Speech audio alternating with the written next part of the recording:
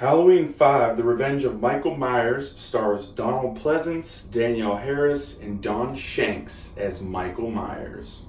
You can tell that this film was rushed into production and they just wanted to capitalize on the success of the Halloween sequel, Halloween 4, The Return of Michael Myers, because of the sloppy writing and never feels right or even good until the third act. So it starts with a recap of the ending of H4, surprise, surprise. A lot of 80s horror movies did this, and the Friday franchise was probably one of the most infamous franchises for doing things like this. So Michael apparently escapes in a tunnel in a ditch where he was shot to death, seemingly, at the end of H4. And then he's just floating down a river.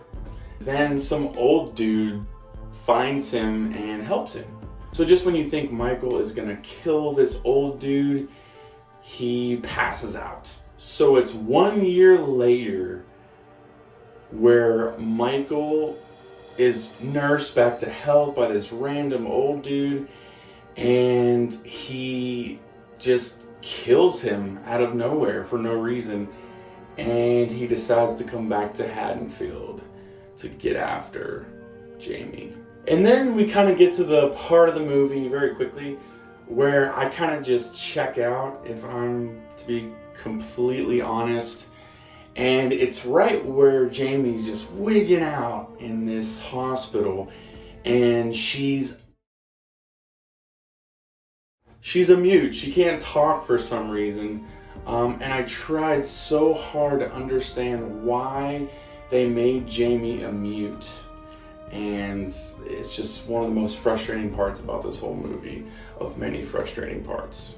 So I started thinking maybe they kind of made her a mute because she's still in shock from killing her foster mother with that pair of scissors at the end of H4.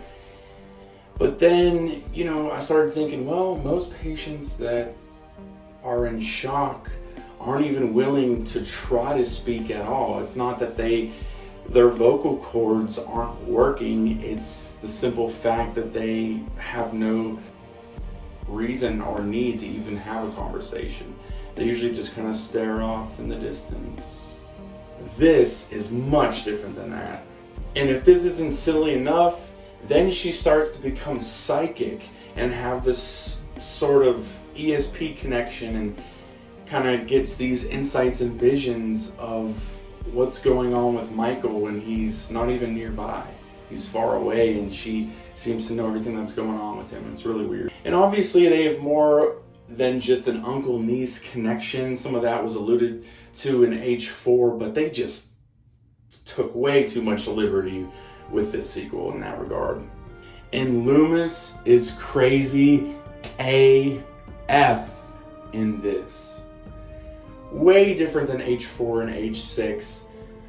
He's like all up in Jamie's face and being creepy and screaming at her and scaring her just as much as Michael is. And those idiot cops, why are cops always portrayed as morons in movies?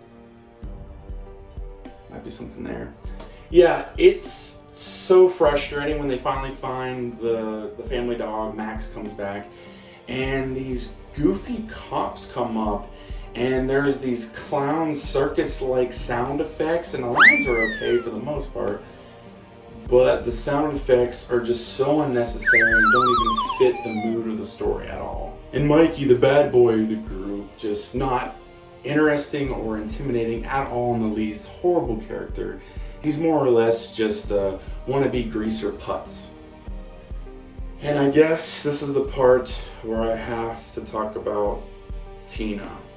She is so extra. She is so annoying. Her dialogue, her mannerisms, her non-verbals, her motivations and intentions in this film, it's just so bad. It's really so bad. The character is written horribly, and no offense to the actress who played her, no, it doesn't work. It doesn't work, sorry. And basically, as soon as the audience is introduced to Tina, you want her to be killed off pretty much immediately. And I know that everyone says that Tina's character is super unlikable and super annoying, but I haven't seen this movie in at least 8 or 10 years, if not even more. So I wanted to give it a solid watch and really try my best to pay attention and try to give it its due. But yeah, she still sucks. So she tells her boyfriend, Mikey, the douchebag, to open the car door for her as she approaches. And she calls him Michael at first, and not Mikey. And lo and behold, bad boy Mikey is already gone at this point, thank God. And she actually was talking to Michael Myers, calling him Michael. So I thought that was kind of cool, kind of neat, some decent humor there. But other than that, she's the worst. And the clown horn effects with the cops again. Why, man? Why? And Spitz, who is Sam's boyfriend in this film, dresses up as Michael, and you've got some kind of fake scares in the barn where, oh my gosh, is it Michael? Is it, what's going on? And most of the time it's just Spitz dressing up as Michael Myers.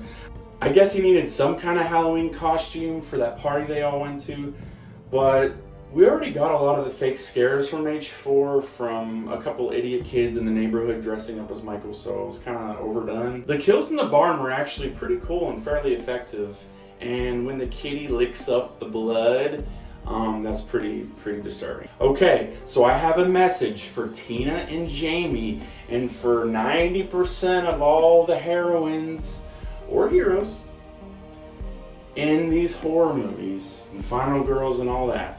Listen, if a car is chasing you, run perpendicular to where they can't get you. Don't just continue running in its path. They're gonna outrun you and kill you.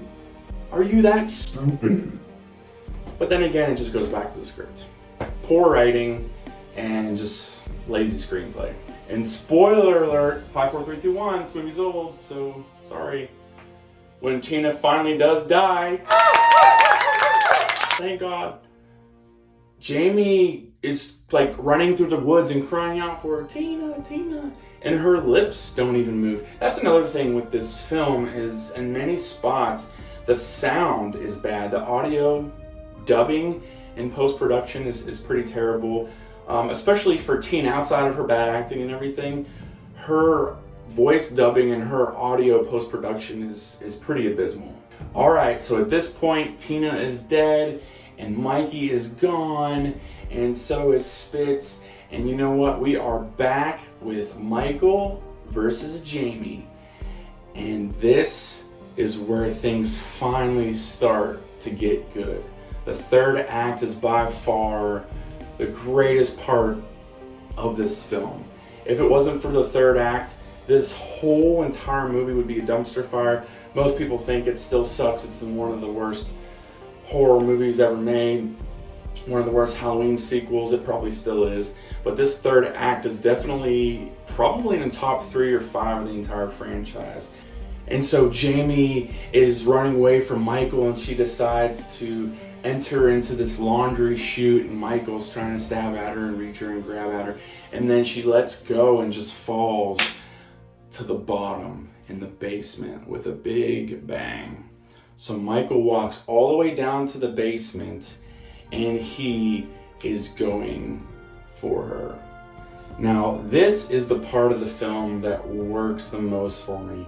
He is stabbing through the vent, the laundry chute, and she's trying to climb up, and then she actually, when the knife is inside of the vent area there, she actually kind of uses it to propel herself up, so go back up the laundry chute to get away from him that way.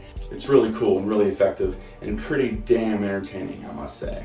But other than the third act and a couple spots here and there, it's a pretty bad film. It's a pretty bad Halloween sequel, and not one that I would particularly recommend unless you are just a Halloween fanatic and you're trying to get through all 12, soon to be 13 movies. Then you can kind of just do a marathon. But honestly, it's not that good. And the whole Man in Black storyline thing, which wasn't really great to begin with, kinda, sorta set you up for the Curse of Michael Myers in the next one, but it's just something that I never really grabbed onto that well, and it just didn't work for me. So here is my overall rating, guys. Let me know what you think of Halloween 5, The Revenge of Michael Myers.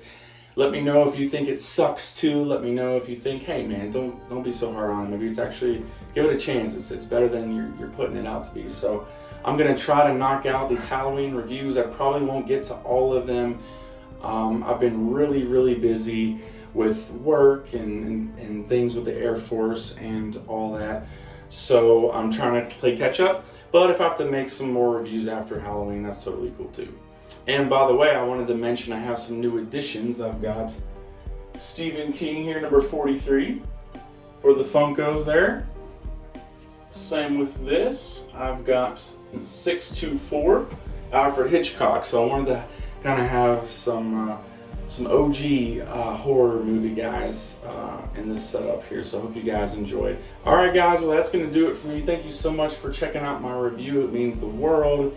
And let me know what you think in the comments down below about this review and any other suggestions that you would have for me to review. If there's other horror movies that you really like that aren't a part of the franchise that I'm talking about, or any franchise, maybe it's kind of B-level horror, maybe it's some of the more disturbing and crazy ones, let me know in the comments and I'll do my best to review those for you guys.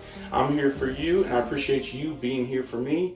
A.T. Smith here, and I am the Pious Mutilator. Catch you in the next one.